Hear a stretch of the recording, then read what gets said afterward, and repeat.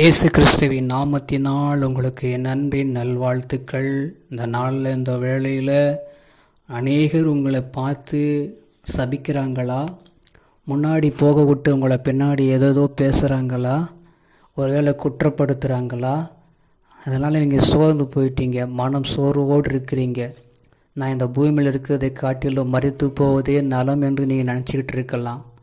எனக்கு யார் இந்த வார்த்தைகள் எனக்கு நல்ல ஒரு வார்த்தை சொல்லுவாங்கன்னு நினச்சிட்டு இருக்கலாம்.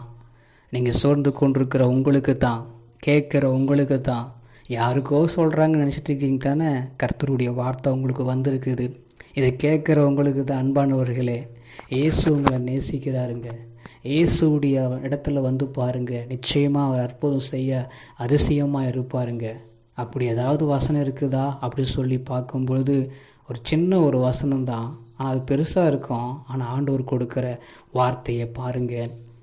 நியாயாதிபதிகள் 17ஆம் அதிகாரம் 2வது வசனத்தில் கடைசி பகுதியில், நீ கர்த்தரால் ஆசீர்வதிக்கப்படுவாய், நீ கர்த்தரால் ஆசீர்வதிக்கப்படுவாய். உன்னை எல்லாரும் உன்னை நிந்திச்சு கொண்டிருக்கலாம், உன் தகப்பனார் உன் தாயார் உன்னை நிந்திக்கலாம், நீ ஒன்றுத்துக்குமே லாக்கி இல்லை புரோஜனம் இல்லைன்னு ஒன்று நிந்திக்கலாம். பாருங்கள், தாவீது அப்படி தான் நிந்திச்சு என்ன பண்ணாங்க, வண்ணாந்தரத்தில் விட்டுட்டாங்க. அவனுடைய தகப்பனாரும் அவனுடைய சகோதரனும் அவன் என்ன பண்ணல, ஒரு பொருட்டாகவே மதிக்கலை, ஒரு பொருட்டாகவே எண்ணப்படலை. அவன் ஆடு மேய்க்க தான் லாக்கின்னு சொல்லி அவன் ஆடு மேய்க்க அனுப்பிட்டாங்க.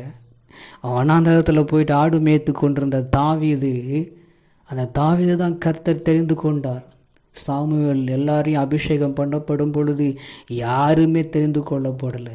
இவ்வளோ தான் உன் பிள்ளைங்களா இன்னொருத்தர் இருக்கானா கேட்கும்போது, கடைசியாய் ஒரு மகன் இருக்கிறான், அவன் வண்ணாந்தரத்தில் ஆடு மேய்த்து கொண்டிருக்கிறான்னு சொன்ன உடனே அவனை அழைத்து வந்து இவனை தான் ஆண்டவர் தெரிந்து கொண்டான்னு சொல்லி அபிஷேகம் பண்ணி, அப்படியா அது மாத்திரம் இல்லை, சாதாரண ஒரு ஆடு மேய்த்து கொண்டிருந்தவனை கொண்டு போயிட்டு அந்த கோலியாத்தை, மாமிசமாளியாக கோலியாத்தை வீழ்த்த செய்து, அதுக்கப்புறமா அவனை என்ன பண்ணுங்க, அதே நாட்டுக்கு, இஸ்ரேல் நாட்டுக்கு ராஜாவாக அப்படியாய் அமர்த்தினார். அவர் கர்த்தரால் ஆசீர்வதிக்கப்பட்டதை நம்ம கண்ணார நம்ம வேதத்தில் வாசிக்கிறோம், காதார கேட்கிறோம். அவ்வண்ணமாக கர்த்தர் உங்களையும், நீங்கள் ஒருவேளை சோர்ந்து போயிருக்கிற உங்களை தான் கர்த்தர் ராஜாக்கிரமாய் வைத்து நடத்த போகிறதை கண்ணார பார்க்க போகிறீங்க. இன்றைக்கி நீங்கள் ஒன்றுமே இல்லாத மாதிரி தெரியலாம், உங்களை எல்லாரும் உதாசனப்படுத்தி கொண்டிருக்கலாம், உங்களை தள்ளி வைத்து கொண்டிருக்கலாம், வண்ணாந்தர வாழ்க்கையாக நீங்கள் இருந்து கொண்டிருக்கலாம். கர்த்தர் உங்களை செழிப்பாய் வைக்க போகிறார்.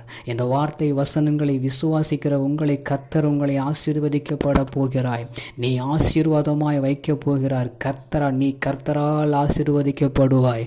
எல்லாரும் உங்களை புகழ போகிறாங்க, எல்லாரும் உங்களை மேன்மைப்படுத்த போகிறாங்க. இந்த வசனத்தை நீங்கள் விசுவாசிக்கிற கர்த்தருடைய பிள்ளைகள் உங்களை நிச்சயமாய் மேன்மையாய் வைக்க போகிறார்.